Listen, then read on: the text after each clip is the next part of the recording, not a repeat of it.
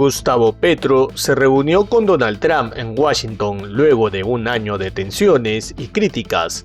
Según el mandatario colombiano, se le facilitó a Trump una lista con nombres de los principales narcos, incluidas sus ubicaciones. El Congreso de Estados Unidos aprobó un nuevo presupuesto federal, poniendo fin al cierre parcial del gobierno que había paralizado diversas agencias y servicios durante los últimos días tras la falta de acuerdos entre legisladores. La medida fue apoyada por ambas cámaras y enviada a Donald Trump para su promulgación, en respuesta a la grave presión política y social generada por la interrupción de funciones gubernamentales. Delcy Rodríguez se reunió por primera vez con Laura Dogu, la nueva encargada de negocios de Estados Unidos para Venezuela, en el Palacio de Miraflores en Caracas. Este encuentro marca el primer contacto diplomático oficial entre ambos países desde la ruptura de relaciones en 2019.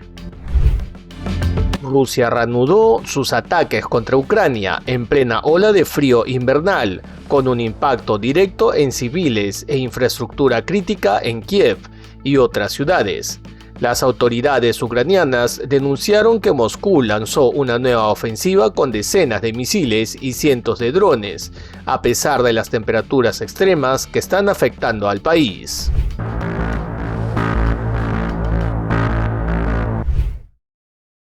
El presidente de Colombia, Gustavo Petro, se reunió por primera vez con el presidente de Estados Unidos, Donald Trump, en la Casa Blanca, en un intento por normalizar las relaciones bilaterales tras un año de tensiones marcadas por acusaciones, críticas y confrontaciones diplomáticas. Gustavo Petro calificó el encuentro positivamente, señalando que fue un espacio de diálogo respetuoso y que permitió plantear directamente los puntos de interés de Colombia, entre ellos la cooperación regional y las aspiraciones de mejorar la relación con Estados Unidos. La impresión que tengo de una reciente reunión de hace apenas unas horas, pues es positiva en primerísimo lugar, esa es la realidad. Yo creo que Tras la reunión, Donald Trump calificó el encuentro como muy productivo y fantástico, destacando que la relación entre ambos líderes pudo superar diferencias ideológicas para concentrarse en temas prácticos y que la conversación fue cordial a pesar de su historia de tensiones. Él y yo no éramos precisamente los mejores amigos, pero no me ofendió porque nunca lo conocí. No lo conocía en absoluto. Nos llevábamos muy bien y estábamos trabajando también en eso. También estamos trabajando en otras cosas, incluidas las sanciones. El narcotráfico fue uno de los temas clave de la reunión. Según sus propias declaraciones, Gustavo Petro le entregó a Donald Trump una lista con los nombres de los principales capos del narcotráfico. La primera línea del narcotráfico no es la que te imaginas. La primera línea del narcotráfico vive en Dubái, en Madrid, en Miami. Lo conocen las agencias de los Estados Unidos. Le pasé sus nombres al presidente Trump, sus lazos más allá de sí mismos. Son los capos de capos. Sus capitales están fuera de Colombia. Y hay que perseguirlos conjuntamente a través de una articulación de inteligencias de muchos sectores del mundo, y está propuesto y se está haciendo. La reunión, que se celebró a puerta cerrada y sin prensa dentro de la oficina Oval, fue un paso sin precedentes en la política entre los dos países, pues durante meses las relaciones estuvieron fracturadas, con Trump acusando a Petro de no abordar adecuadamente el narcotráfico y cuestionando sus políticas internas, y el presidente colombiano criticando duramente la política exterior de Washington. Colombia reanudó el martes las extradiciones de capos del narcotráfico a Estados Unidos, suspendidas durante meses. Alias Pipe Tuluá, jefe de una temida banda criminal llamada La Inmaculada, fue puesto a bordo de un avión ejecutivo que despegó de una base militar en el aeropuerto de Bogotá. La extradición se produjo horas antes de la reunión en la Casa Blanca entre el presidente colombiano Gustavo Petro y su par estadounidense Donald Trump, quienes limaron asperezas durante una conversación telefónica el 7 de enero. El traslado de este delincuente fue concebido con un dispositivo de más de 70 investigadores, donde participaron pilotos, la Interpol, la Dirección de Investigación Criminal y nuestros comandos, con el fin de garantizar la seguridad en el desplazamiento y poderlo entregar a las autoridades de Estados Unidos. El cabecilla estaba en prisión desde 2015, pero recién a finales del año pasado, la Corte Suprema avaló su extradición, que quedó en manos del Ejecutivo. Esa decisión estaba pausada mientras el gobierno intentaba acercarse a la Inmaculada para negociar. El Congreso de Estados Unidos aprobó un nuevo presupuesto federal poniendo fin al cierre parcial del gobierno que había paralizado diversas agencias y servicios durante los últimos días tras la falta de acuerdo entre congresistas. La medida fue apoyada por ambas cámaras y enviada a Donald Trump para su promulgación, en respuesta a la grave presión política y social generada por la interrupción de funciones gubernamentales. La aprobación se produjo luego de intensas negociaciones entre republicanos y demócratas que habían quedado entrampados durante semanas por desacuerdos sobre las asignaciones de gasto, en especial en áreas sensibles como la financiación del Departamento de Seguridad Nacional y la política migratoria. Finalmente, los legisladores alcanzaron un compromiso que permitió destrabar la situación y evitar un cierre más prolongado. El texto del presupuesto fue respaldado en el Senado y en la Cámara de Representantes, con suficientes votos de ambos partidos para avanzar. La propuesta incluye fondos para los distintos departamentos del gobierno federal hasta el final del año fiscal, que concluye el 30 de septiembre próximo, lo que elimina la urgencia inmediata de nuevas negociaciones presupuestarias en el corto plazo. De los 12 proyectos presentados por la administración Trump, 11 fueron aprobados. Solo la financiación del Departamento de Seguridad Nacional quedó en espera de las 2 próximas semanas. La principal reserva de los legisladores al respecto tiene que ver con la muerte de 2 personas en las últimas semanas a manos de agentes de ICE en Minneapolis. Durante el cierre del gobierno, amplios sectores de la administración federal operaron con funciones mínimas o de manera intermitente, afectando servicios esenciales como la atención en algunas agencias reguladoras, permisos y otros programas federales, además de generar incertidumbre entre empleados públicos y contratistas que vieron interrumpidos sus pagos.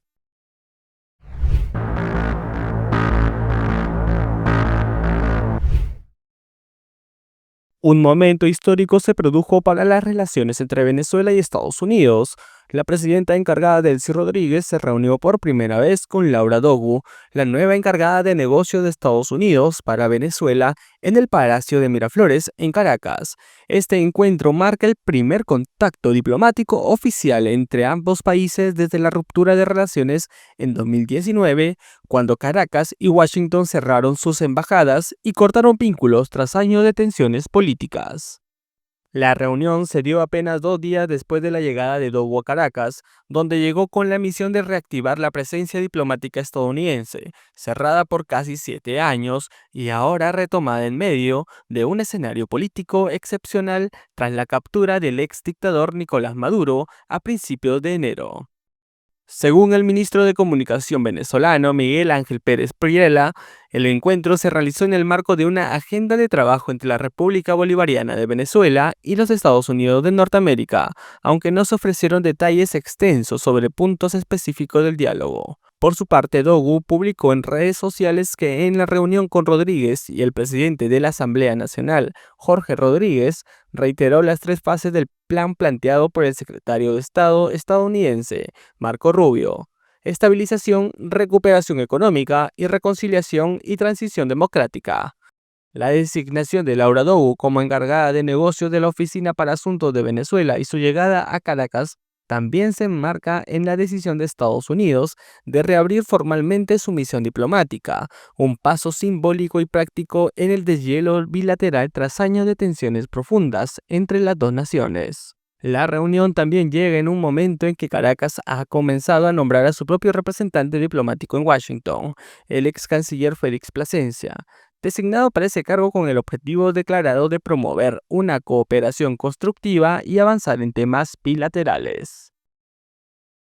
Decenas de simpatizantes del chavismo realizaron este lunes una vigilia en una avenida del oeste de Caracas para exigir la liberación y el regreso del presidente venezolano Nicolás Maduro y de la primera dama Cilia Flores, detenidos en Estados Unidos desde hace un mes tras un ataque militar a la capital y a otras regiones del país. La concentración se llevó a cabo en las inmediaciones del centro político de la ciudad y forma parte de una serie de movilizaciones en apoyo al mandatario y al gobierno encabezado por la presidenta encargada, Delcy Rodríguez, quien asumió el cargo el pasado 5 de enero por orden del Tribunal Supremo de Justicia. En paralelo, Rodríguez sostuvo en Caracas una reunión con la nueva encargada de negocios de Estados Unidos, Laura Dogu, en el marco del restablecimiento de contactos diplomáticos entre ambos países. El gobierno venezolano anunció además el nombramiento de Félix Plasencia como nuevo representante diplomático en Washington, con el objetivo de reabrir la misión diplomática en los próximos días.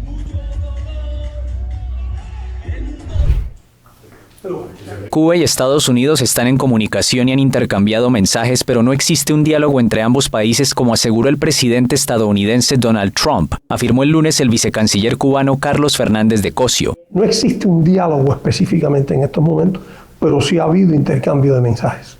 Trump dijo el domingo que había iniciado conversaciones con autoridades de Cuba y que estimaba que culminarían en un acuerdo, una idea que repitió el lunes desde la oficina Oval, mientras Washington presiona a la isla tras la detención del exmandatario venezolano Nicolás Maduro, el principal aliado de La Habana.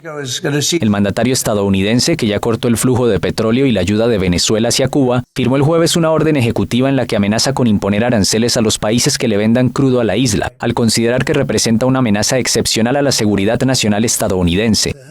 El lunes, Trump aseguró que México dejará de suministrar petróleo a Cuba y tildó a la isla de ser una nación fallida. Cuba enfrenta desde hace 6 años una grave crisis económica, con escasez de todo tipo de productos y prolongados apagones, debido a los efectos combinados del endurecimiento de las sanciones estadounidenses, vigentes desde 1962, la baja productividad de su economía centralizada y el colapso del turismo. A esta situación se suma el impacto del parón en el suministro de petróleo venezolano, lo que ha dejado a la isla comunista aún más vulnerable y ha profundizado la escasez de combustible y los apagones que en la capital ya superan las 10 horas. La Habana acusa a Washington de querer asfixiar su economía. Nos va a obligar a transitar por un periodo muy difícil, que reclamará de nosotros un alto grado de creatividad, de estoicismo, de austeridad.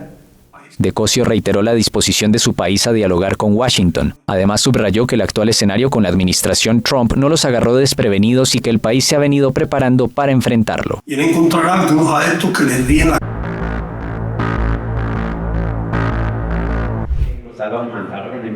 Irán ordenó el inicio de conversaciones con Estados Unidos sobre su programa nuclear, bajo la advertencia del presidente Donald Trump a la República Islámica de que ocurrirán cosas malas si no alcanzan un acuerdo. El mandatario ha amenazado con una intervención militar y enviar una decena de buques al Golfo Pérsico. En este momento, como saben, tenemos una fuerza tremenda dirigiéndose allí, igual que hicimos en Venezuela, incluso mayor, y llegarán pronto. Me gustaría que se negociara un acuerdo. No sé si eso va a suceder, pero quiero decir, si lo supiera no se lo diría. Sería muy imprudente si se lo dijera. Pero ahora mismo estamos hablando con ellos, estamos hablando con Irán, y si pudiéramos arreglar algo sería estupendo, y si no podemos, probablemente ocurrirán cosas malas. Estados Unidos exige que Irán renuncie por completo al enriquecimiento de uranio, algo a lo que Teherán se niega, alegando su derecho en virtud del Tratado de No Proliferación Nuclear del que es signatario. Países occidentales sospechan que la República Islámica pretende dotarse del arma atómica, algo que Teherán desmiente. La presión sobre Teherán se ha intensificado desde principios de enero, tras la feroz represión de una oleada de protestas que sacudió al país, iniciadas contra el costo de la vida, pero que acabaron convirtiéndose en un movimiento contra el régimen teocrático que gobierna Irán desde la revolución de 1979. La reunión entre los dos países podría celebrarse el 6 de febrero en Turquía, informó el martes a la AFP un funcionario árabe en condición de anonimato, quien añadió que la cita se organizó tras las gestiones de Egipto, Qatar, Turquía y Omán. La agencia de noticias iraní Fars informó el lunes que el presidente Masoud Pezeshkian ordenó la apertura de conversaciones con Estados Unidos, citando una fuente gubernamental. La agencia iraní Tasnim había señalado previamente que las conversaciones probablemente involucrarían al emisario estadounidense Steve Witkoff y el jefe de la diplomacia iraní Abbas Araghchi. Por su parte, el líder supremo iraní Ali Khamenei alertó sobre una guerra regional en caso de una acción militar estadounidense. Rusia reanuda sus ataques contra Ucrania en plena ola de frío invernal, con un impacto directo en civiles e infraestructura crítica en Kiev y otras ciudades. Las autoridades ucranianas denunciaron que Moscú lanzó una nueva ofensiva con decenas de misiles y cientos de drones, a pesar de las temperaturas extremas que están afectando al país. El ministro de Desarrollo de Ucrania, Oleksiy Kuleba, informó que más de 1.100 edificios residenciales en la capital quedaron sin calefacción tras el ataque, con temperaturas que rondan los menos 20 grados centígrados, una situación que agrava la ya difícil vida cotidiana de miles de familias. Según datos publicados por responsables del gobierno ucraniano, las fuerzas rusas emplearon al menos 450 drones y más de 70 misiles en esta ofensiva, que también afectó otras regiones como Dnipro, Kharkov, Sumy y Odessa, golpeando instalaciones energéticas críticas. El presidente ucraniano Volodymyr Zelensky condenó el ataque y acusó a Rusia de aprovechar el periodo más frío del invierno para aterrorizar a la población civil, justo cuando miles de personas dependen de la electricidad y el gas para calefacción y servicios básicos. Sin presión a Rusia no terminará la guerra, afirmó el mandatario en sus cuentas de redes sociales, subrayando que este tipo de acciones intensifica la crisis humanitaria. Rusia ya había acordado con Estados Unidos, a través de un pedido del presidente Donald Trump, una pausa temporal en los ataques a infraestructuras energéticas durante la ola de frío, pero la tregua habría expirado el 1 de febrero, y desde entonces Moscú retomó las operaciones. Estos ataques se producen antes de una nueva ronda de negociaciones entre las delegaciones de Rusia, Ucrania y Estados Unidos en Abu Dhabi, programada para esta semana con el propósito de buscar un camino hacia la paz tras casi 4 años de conflicto.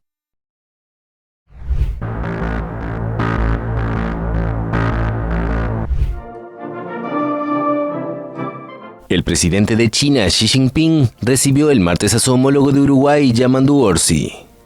Durante una reunión bilateral, el líder del gigante asiático abogó por un mundo multipolar, equitativo y ordenado. Xi dijo que la situación internacional está plagada de turbulencias entrelazadas y denunció que el acoso unilateral se está intensificando en aparente alusión a Estados Unidos. Orsi sigue los pasos de una serie de dirigentes occidentales que han visitado China en los últimos meses, con el fin de reforzar lazos con la segunda economía mundial para protegerse de las impredecibles políticas arancelarias del presidente estadounidense Donald Trump. El mandatario chino dijo que Pekín apoya a los países de América Latina y el Caribe en la salvaguarda de su soberanía, seguridad e intereses de desarrollo. China fue uno de los países que se opuso rotundamente a la operación militar estadounidense que llevó al derrocamiento del presidente venezolano Nicolás Maduro, un cercano aliado de Pekín, ahora detenido en Nueva York, acusado de narcotráfico. Al menos una quincena de personas murió el martes en un accidente de autobús en el noreste de Brasil. El vehículo volcó a la altura del municipio de São José da Tapera, en el estado de Alagoas. Según la prensa local, en él viajaban unos 60 peregrinos que regresaban de una fiesta religiosa tradicional en el estado de Ceará. Se investigan las causas del accidente, calificado por las autoridades como de alta complejidad. El gobernador del estado decretó un duelo oficial de 3 días por la tragedia.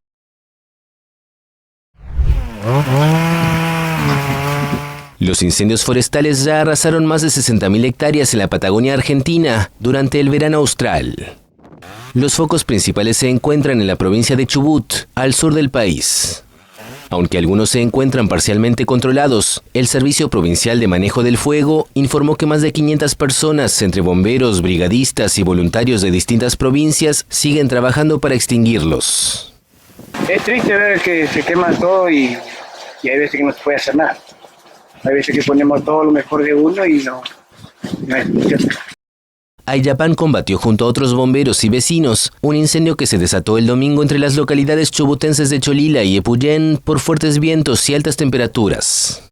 Tras casi 24 horas de trabajo con mangueras, motosierras y autobombas, los brigadistas pudieron controlar el incendio el lunes y luego recibieron con alivio las primeras lluvias.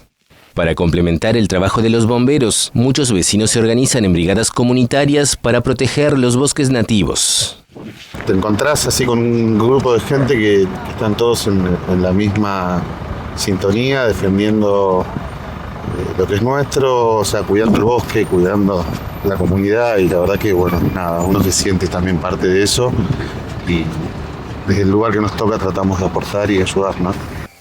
El gobierno del presidente Javier Milei decretó el jueves la emergencia ígnea en 4 provincias de la Patagonia y anunció un aporte equivalente a unos $70 millones para los bomberos voluntarios de todo el país. Sin embargo, la Federación de Bomberos Voluntarios de Chubut aclaró que esos fondos no constituyen un aporte extraordinario, sino que eran recursos que el gobierno nacional le adeudaba a los cuarteles. La presidenta electa de Costa Rica, Laura Fernández, presentó su primera rueda de prensa, en la que reafirmó su postura de trabajar en beneficio de la población costarricense y donde contestó preguntas en materia de seguridad, relaciones internacionales y la transición de poder con el actual gobierno de Rodrigo Chávez. Sobre las relaciones internacionales, Fernández sostuvo que espera mantener relaciones cercanas con Estados Unidos. Con el gobierno de los Estados Unidos espero mantener una relación estrecha como la que han tenido con don Rodrigo Chávez Robles, siendo especialmente aliados en la lucha contra el narcotráfico, en la lucha contra el crimen organizado. En cuanto a El Salvador, Fernández destacó la cooperación técnica y política recibida por Costa Rica para avanzar en la construcción de una megacárcel de alta seguridad para 5,000 presos, inspirada en el modelo implementado por el presidente salvadoreño Nayib Bukele. Con El Salvador en particular, también creo enormemente en el apoyo mutuo que podemos darnos. Costa Rica puede darle cooperación a El Salvador en temas de desarrollo social, en temas de gestión pública, mientras que El Salvador, que logró recuperar su sociedad después de estar sumida en una crisis de violencia sin precedentes a nivel mundial y logró darle vuelta a esa ecuación, puede seguir brindándonos su experiencia para hacer análisis comparativos y tomar lo que ha salido bien y traerlo a Costa Rica, tal y como está sucediendo con la cárcel de máxima contención. Por otra parte, Fernández hizo un llamado a la oposición política del país a dejar las rivalidades a un lado y estar abiertos a realizar una contribución para que el país pueda avanzar hacia el desarrollo. A los opositores de esta campaña electoral, quiero decirles que tienen en mí a una líder que pretende encabezar un gobierno de concertación nacional, que pretende respetar la voluntad del soberano de darle continuidad al cambio en nuestro país y que espero que podamos bajar ya de manera inmediata las banderas políticas de cualquier partido y ponernos a trabajar únicamente en favor de la bandera de Costa Rica. Fernández ganó en las elecciones entre 30 y 31 diputados de los 57 que integran el Congreso, una mayoría que le permitirá avanzar con su proyecto político, aunque deberá buscar acuerdos con otras fuerzas políticas para reformas constitucionales o leyes profundas que requieren el apoyo de 2/3 partes del legislativo. Fernández será la segunda mujer que ejerza la presidencia de Costa Rica después de Laura Chinchilla y asumirá la silla presidencial el próximo 8 de mayo para el periodo 2026-2030. Colombia atraviesa un periodo de lluvias más fuerte de lo habitual, lo que ha causado inundaciones, deslizamientos y múltiples emergencias en numerosos municipios del país. Las zonas más afectadas son las regiones Caribe, Andina, Pacífica y Amazónica, de acuerdo con el reporte emitido por el Instituto de Hidrología, Meteorología y Estudios Ambientales, IDEAM. Durante el mes de enero se registró un comportamiento de lluvias por encima de lo normal en varias regiones del territorio nacional, asegura la autoridad meteorológica en un comunicado en el que advierte de la continuidad de esas condiciones para los próximos días. El IDEAM señala además que este comportamiento ha incrementado las precipitaciones en un 64,4% frente a lo habitual, con mayor afectación en el norte, centro y occidente del país. Desde el pasado 30 de enero, las lluvias más intensas se han concentrado en los departamentos del sur del país, como Putumayo y Nariño, en los céntricos Caldas, Risaralda, Huila y Boyacá, y en el noreste, Antioquia. En Bogotá, las precipitaciones de esos días han dejado encharcamientos, calles colapsadas y árboles caídos en 14 de las 20 localidades de la capital, de acuerdo con el Instituto Distrital de Gestión de Riesgos y Cambio Climático. En Cartagena de Indias, ciudad caribeña, las lluvias intensas acompañadas de fuertes vientos y mar de fondo provocaron inundaciones en distintas vías y cortes de electricidad en varios sectores. Las autoridades locales de Cartagena han informado que los vientos han oscilado entre 46 y 55 kilómetros por hora y el oleaje ha alcanzado los 3 metros, con previsión de que pueda subir hasta los 4 metros en el sureste del Caribe, por lo que se ha declarado bandera roja en las playas. Ultraconservadores europeos y latinos se estrechan lazos en Bruselas y reivindican libertad. Representantes del movimiento ultraconservador y de extrema derecha también advirtieron contra las leyes digitales europeas o el que llamaron el lobby LGTB. El presidente electo de Chile, José Antonio Kast, la presidenta del Tribunal Constitucional de Perú, el ministro paraguayo de Exteriores y un ex canciller brasileño se unieron en la jornada a eurodiputados y dirigentes de la ultraderecha europea, entre ellos el líder de Vox, Santiago Abascal, el ex primer ministro de Polonia, Mateusz Morawiecki, o políticos cercanos al primer ministro húngaro Viktor Orbán. La séptima cumbre transatlántica fue auspiciada por dos fuerzas del Parlamento Europeo, la ultraderecha de los Patriotas por Europa y los conservadores y reformistas europeos. En ella no participó, sin embargo, ningún representante de la Agrupación Nacional Francesa o de Alternativa por Alemania, dos de los partidos de la ultraderecha europea que más distancia han marcado con la administración estadounidense ante sus intenciones de hacerse con Groenlandia. Durante la jornada se criticó la normativa digital europea, la Ley de Servicios Digitales, como la que denominaron una de las amenazas más peligrosas a la libertad de expresión en todo el mundo. Abascal, por su parte, denunció el veto de las posiciones de Vox en medios y tertulias. Son cada vez más millones de personas las que se informan por redes, expresó Abascal, por lo que aseguró que se está intentando cancelar ese espacio de libertad de expresión. La doctrina del presidente estadounidense Donald Trump estuvo también presente a través de la Heritage Foundation, uno de los centros de pensamiento más vinculados al republicano y cuyo vicepresidente Jay Richards animó a los presentes a estar dispuestos a sacrificar sus modos de vida y reputación en busca de la verdad. El uso de una sala de la Eurocámara para la celebración de esta jornada provocó la queja de una treintena de eurodiputados progresistas, que pidieron sin éxito a la presidenta de la institución, Roberta Metsola, que vetase el acto en sede parlamentaria. Las personas más débiles, que tienen la esperanza puesta en cada uno de nosotros. El presidente del gobierno español, Pedro Sánchez, ha anunciado este martes desde la Cumbre Mundial de Gobiernos en Dubái que España prohibirá por ley el acceso a las redes sociales a los menores de 16 años. Una medida que llegará la próxima semana y que exigirá a los gigantes tecnológicos controles reales de edad y responsabilidades legales directas para sus directivos. Sánchez ha calificado las redes como un estado fallido donde impera el odio y la desinformación. Mi gobierno va a trabajar con nuestra fiscalía para investigar y enjuiciar los delitos cometidos por Grok, TikTok e Instagram.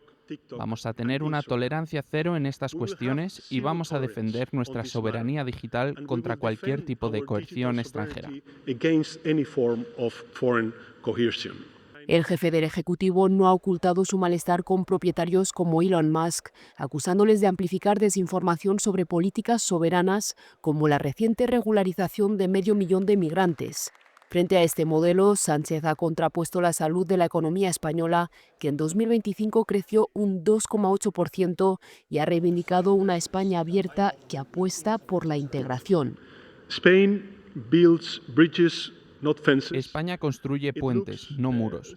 Mira hacia el futuro, no hacia el pasado, y apoya la cooperación y no la fragmentación. Con un PIB que ya rebasa los $2 billones, Sánchez ha cerrado su intervención invitando a la inversión extranjera a través de su nuevo fondo soberano, reafirmando que el crecimiento del país es hoy el motor de la zona euro. El presidente del gobierno español, Pedro Sánchez, ha anunciado este martes desde la Cumbre Mundial de Gobiernos en Dubái que España prohibirá por ley el acceso a las redes sociales a los menores de 16 años. Una medida que llegará la próxima semana y que exigirá a los gigantes tecnológicos controles reales de edad y responsabilidades legales directas para sus directivos. Sánchez ha calificado las redes como un estado fallido donde impera el odio y la desinformación. Mi gobierno va a trabajar con nuestra fiscalía para investigar y enjuiciar los delitos cometidos por Grok, TikTok e Instagram. Vamos a tener una tolerancia cero en estas cuestiones y vamos a defender nuestra soberanía digital contra cualquier tipo de coerción extranjera. El jefe del Ejecutivo no ha ocultado su malestar con propietarios como Elon Musk, acusándoles de amplificar desinformación sobre políticas soberanas como la reciente regularización de 500.000 de migrantes. Frente a este modelo, Sánchez ha contrapuesto la salud de la economía española, que en 2025 creció un 2,8%, y ha reivindicado una España abierta que apuesta por la integración. España construye puentes, no muros. Mira hacia el futuro, no hacia el pasado, y apoya la cooperación y no la fragmentación. Con un PIB que ya rebasa los 2 billones de dólares, Sánchez ha cerrado su intervención invitando a la inversión extranjera a través de su nuevo fondo soberano, reafirmando que el crecimiento del país es hoy el motor de la zona euro.